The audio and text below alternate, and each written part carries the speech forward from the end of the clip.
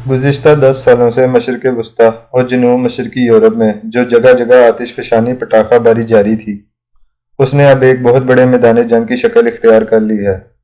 اس جنگی بحران اور آنے والے خوفناک دنوں کو سمجھنے، تجزیہ کرنے اور اس کی ہولناکی کا اندازہ کرنے کے لیے پوری دنیا میں دو زاویہ نظر متوازی طور پر استعمال ہو رہے ہیں۔ پہلا تو وہ معروف طریقہ ہے کہ جس میں سیاسی، معاشی اور عسکری ماہرین تیسری عالمی جنگ کی طرف تیزی سے بڑھتی ہوئی دنیا کا جائزہ لے رہے ہیں، جبکہ تینوں ابراہیمی مذاہب یہودیت، عیسائیت اور اسلام کے وہ ماہرین جو علم آخر الزمان رکھتے ہیں، وہ اپنے اپنے مذاہب کی کتب میں اس جنگ کے بارے کی گئی پیشگوئیوں کے مطابق آنے والے دنوں کا نقشہ ترتیب دے رہے ہیں۔ دونوں میں ایک قدر مشترک ہے کہ آخری دنوں کا نتیجہ بھی ایک جیسا ہے کہ حالات و واقعات، تیاریوں اور نفرت و مسابقت کا عالم اس قدر زیادہ ہو چکا ہے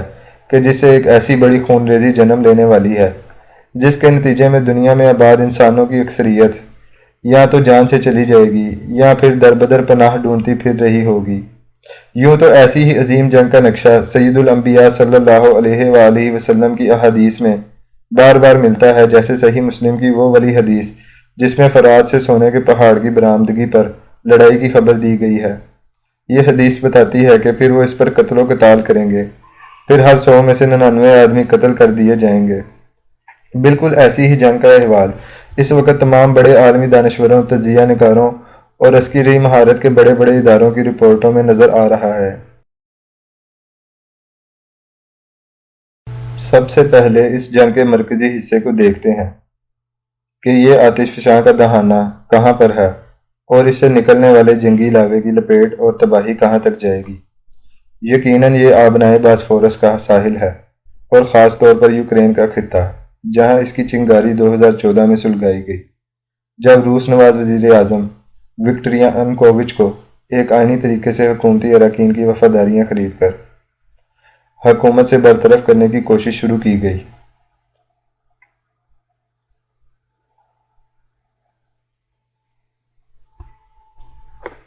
رجیم چینج کے اس آپریشن میں یورپی یونین اور امریکہ کے سفیر براہ راست شریک ہوئے، اور جب وہاں ہنگامے پھوٹ پڑے تو یہ سفیر حضرات اس کے خلاف دھرنوں میں بھی شریک ہو گئے۔ آخر کار یوکرین سے روس نواز وزیر اعظم کو بھاگنا پڑا، جس کے نتیجے میں یوکرین مکمل طور پر امریکی اثر میں چلا گیا، اور روس کے پاس کوئی ایسی سمندری بندرگاہ یا راستہ باقی نہ بچا جس سے اس کا باہر کی دنیا سے رابطہ ہو سکتا۔ روس کو ایسی جکڑ بندی کا صرف اور صرف ایک ہی حل نظر آیا کہ فوراً یوکرین کے ایک حصے کریمیا پر قبضہ کر لیا جائے، کیونکہ وہاں 90% روسی آباد ہیں۔ اس طرح یوکرین کی 13 میں سے 5 بندرگاہیں تو اس کے کنٹرول میں آ جائیں گی۔ 18 مارچ 2014 کو 6 دن کی جنگ کے بعد کریمیا پر قبضہ کر لیا گیا، اور پھر وہاں ریفرینڈم کروا کر اسے روس کا حصہ قرار دے دیا گیا۔ امریکہ ابھی تک افغانستان میں الجھا ہوا تھا اور وہاں سے نکلنے کے راستے تلاش کر رہا تھا۔ طالبان کا قطر میں دفتر کھل چکا تھا اور یہ طے ہو گیا تھا کہ اب یہاں سے آخر کار نکلنا ہی ہے۔ یہی وجہ ہے کہ امریکہ نے اس وقت یوکرین میں اپنے منظور نظر ولادیمیر زیلنسکی کو لانے کے بعد صرف ایک ہی شرارت پر توجہ مرکوز رکھی۔ شرارت یہ تھی کہ سوویت یونین کے خاتمے کے بعد امریکہ اور روس میں یہ طے ہوا تھا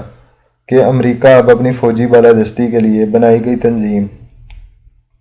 نیٹو کو یورپ میں مزید آگے نہیں بڑھائے گا،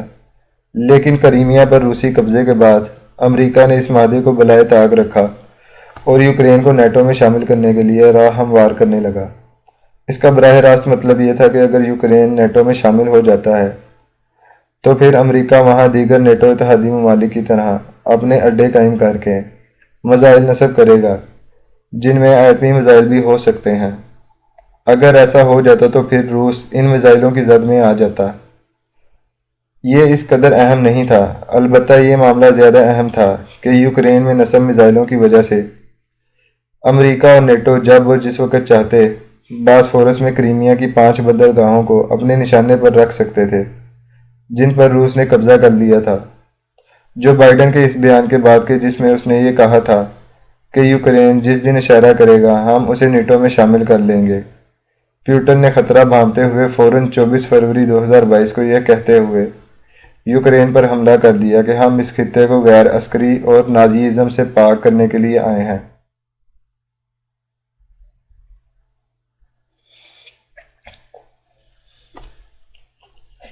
آج 5 ماہ بعد یہ سلگتی ہوئی چنگاری دنیا بھر کے لیے ایک ایسا خطرہ بن چکی ہے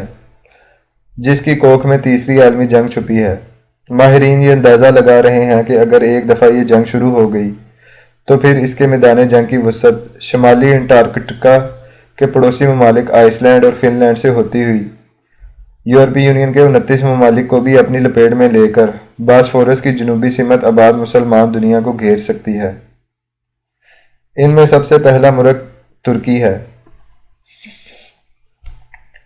جس کے شہر استنبول، جس کا قدیمی نام